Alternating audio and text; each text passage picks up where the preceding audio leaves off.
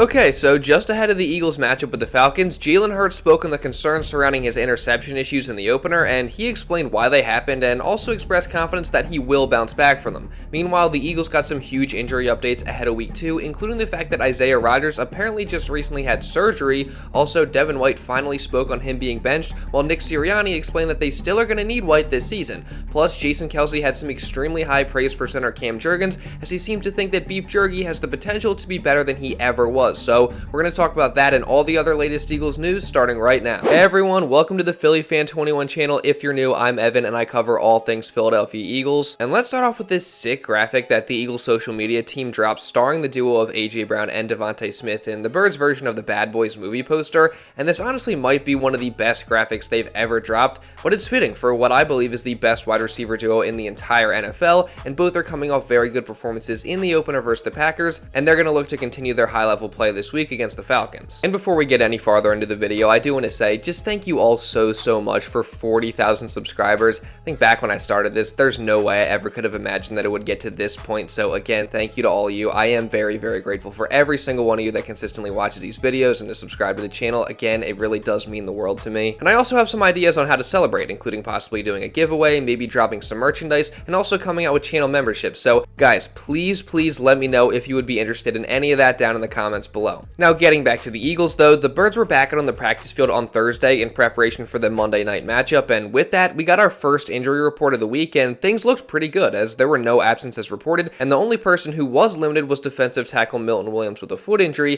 Now, that is a new injury, so it'll definitely be something to monitor throughout the week, and hopefully doesn't keep him out of the Monday night game. And then continuing on with the injury report, cornerback Rodgers was a full participant on Thursday after missing the opener with a hand injury, and all signs point to him being fully recovered from this and on track to play on Monday night, which is a big deal for multiple reasons. One being that it'll be the first meaningful game he's played in since 2022 with the Colts, as he of course missed all last season with the suspension, and it also marks the return that he's made from what was actually apparently a pretty significant injury, as on Thursday he told reporters that he actually had fractured his hand way back on the last practice of training camp, and he apparently even had surgery on it the next day. So I just honestly have no idea how that stayed a secret this whole time, but the good news is he seems to be fully back from it now, and he says he's hopeful he'll be ready to go on Monday night. And someone else who will almost certainly be ready to go on Monday night is the linebacker Devin White, as after missing the opener with an ankle injury, the former All-Pro linebacker was a full participant in practice to start the week, which is a clear indicator that he's all good and almost a lock to suit up. Unfortunately for him though, that won't be as the starting linebacker, as it was officially confirmed by Vic Fangio earlier in the week that Nakobe Dean had overtaken him and is the starter alongside Zach Bond. But that doesn't mean that he won't have a role on this team, as head coach Nick Sirianni was asked about the whole Devin White situation during his press conference on Thursday, and he made it clear that he thinks they're still going to need him this season. Yeah, all my conversations with players that I have in private, I keep private. You know, I know you guys can respect that. But you know, he's been a great teammate, and done everything that's been required of him, and I've really got a lot of respect for him, and we're going to need him. We're going to need him this year. It's a long football season. Obviously Zach and Nakobe are our linebackers, but Devin's going to have to contribute this year if we want to go where we want to go, and that goes for all the guys that are one snap away from going in. I mean, let's be real. I don't think we should have expected Sirianni to say anything besides that. And while I do expect White to at least have a role in this team as depth at linebacker, a veteran presence in the locker room, and also maybe even on special teams, I think it's safe to say that this isn't what White was hoping for or envisioning when he signed with the Birds back in the offseason, as it was clear from day one that he was expected to be a starter for this defense, but obviously that didn't end up happening, and it's got to be super disappointing for him. But that doesn't mean he's not trying to handle it the best that he can, as White actually got the chance to speak on his move to the bench on Thursday, and while he did seem disappointed, he made it clear that he's going to do whatever the coaches ask of him. It was hard, but at the end of the day, it's football. Those guys make those decisions, and you got to live with them. Be prepared, when your number calls, just to go out there and handle your business. They said that you have a role on this team moving forward. Nick said they're going to need you. Did they describe to you what that role was? You had to get it from him. How disappointing is it that, that you're not starting? I don't know. I just keep the main focus, just getting better and being able to help when I am called. I kind of don't look at it that much. Being here, going through all the phases, putting in all the work. I still see the green grass on the other side. I just gotta, stay true to myself, keep doing what I've been doing all my life, and, to get myself here to the NFL, to this team, whatever, and just be ready. You do kind of gotta almost feel bad for White, as the former All-Pro thought he was coming here with a chance to revitalize his career, but now he's not even a starter for the defense. But at the end of the day, I mean, Dean and Bond very much earned their starting spots, and they both deserve to be in those positions. And I'm definitely not saying I want Devin White to start, because again, Dean and Bond definitely deserve those spots, so I guess we'll just have to wait and see what happens with White as the season goes on, and what role he ends up having. And we'll also just have to wait and see if Jalen Hurts is able to clean up the mistakes that he made with the interceptions in the opener as the season goes on, starting with their game this week against the Falcons on Monday night. And I don't know about you guys, but I'm personally confident that he will do that. And one of the things that makes me confident in Hurts bouncing back is that he's a guy that's always going to hold himself accountable and learn from his mistakes.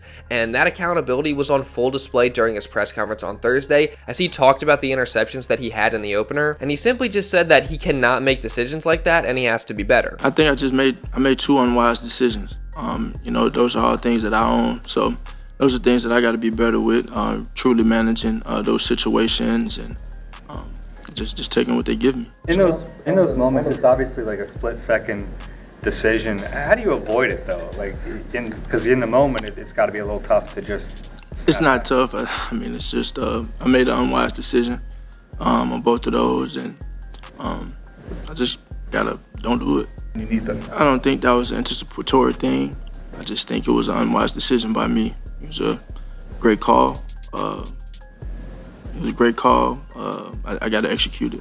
I just love the honesty from Hurts there. I mean, he's right. They were 2 poor decisions that he just can't make, especially in the situations that he made them in. But again, the accountability he has to be honest about what he did wrong and the willingness to learn and grow from these things only makes me more confident that he's going to clean these things up. Plus, it also helps that pretty much the rest of the game Hurts played on Friday was awesome. And again, it was only the first game of the season, and with time, things will only get better.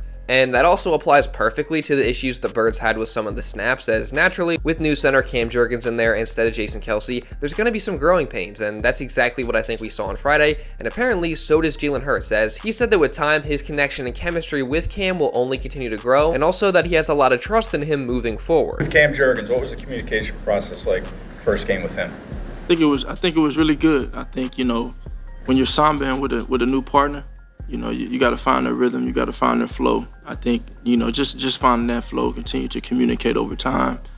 Cam's a guy that really works really hard. He puts his heart into it, and he grinds. He takes the coaching from Stout. We have the great conversations. He's really a force up front, and I got all the trust in him, moving forward and all these things. It just, takes that communication and the work that we're going to put in and we have put in. So I think he's in great hands. Again, I think Jalen is spot on here. I mean, it's a big adjustment going from Kelce, who was just here for so long, to Jurgens at center, so things are going to go wrong as they try to figure things out in the beginning, but as time goes on and their chemistry continues to grow, those mistakes should go away, or at least be very minimal. And overall, I'm really not worried about Cam Jurgens at all, especially since outside of the couple miscues with the snaps, Cam was pretty good in his center debut last week, as the interior of the Eagles offensive line held up really well all night long in pass protection, and their run blocking was also very good, and Cam was of course a big part of that, and he didn't allow a single sack or really any pressure either. And someone notable who was impressed with Cam's performance was the legend himself, Jason Kelce, as the future Hall of Famer continues to speak very, very highly of his replacement, as he laid out some lofty expectations for Jurgens in a recent interview. And don't worry, we're going to get into all that and so much more in just a minute, but real quick, I do want to say, if you are enjoying this video and don't want to miss any more Eagles coverage or content just like this coming throughout the rest of this season, then make sure you subscribe, and also really, really importantly, turn on notifications so you're notified instantly when one of these videos is uploaded. I think that's a win-win for the both of us, because not only do I get more people consistently watching these videos, but you don't miss any other Eagles coverage or content just like this. So again, subscribe, turn on notifications, and also drop a like. Let's see if we can hit 800 likes on today's video. And now, with all that being said, let's get back into the video. So as I was saying, Jason Kelce has always had really, really positive things to say about Cam Jurgens ever since he got to Philly, and that continued recently, this time with Kelce going on WIP radio and laying out some pretty lofty goals for Jurgens, saying, quote, "He's going to continually get compared to me, which I don't think is fair for him, and then eventually when everybody realizes he's fantastic and a great player, I'll have to live with the fact that there's a guy that's better than me." So I honestly just love hearing that from Kelce. I mean, no, I don't think Jurgens is going to be better than Jason, and none of us should expect that from him either, but for him to even say that just shows you how highly Kelce thinks of Cam, and it just gets me even more excited about Jurgens' potential and how good he could possibly become over what is hopefully a very long career with the Eagles. But now, moving on, someone who obviously benefited from Jurgens and the offensive line's good performance last week was running back Saquon Barkley, and obviously I don't need to go into detail on just how good Barkley was in his Eagles debut, as I already have plenty of times throughout this past week, but safe to say it got the attention of everyone in Philadelphia and also just the NFL world in general, as I think it's clear that Barkley adds a whole new dynamic to the Eagles offense that makes them even harder to stop. And Jalen Hurts seems to agree with that, as he had some very high remarks about Barkley in his press conference on Thursday. Yeah, he's a great player. He's a great player, and we knew what type of player we were getting. And I think from my vantage point, it's exciting to see, just to see him come in and see how he just adds, a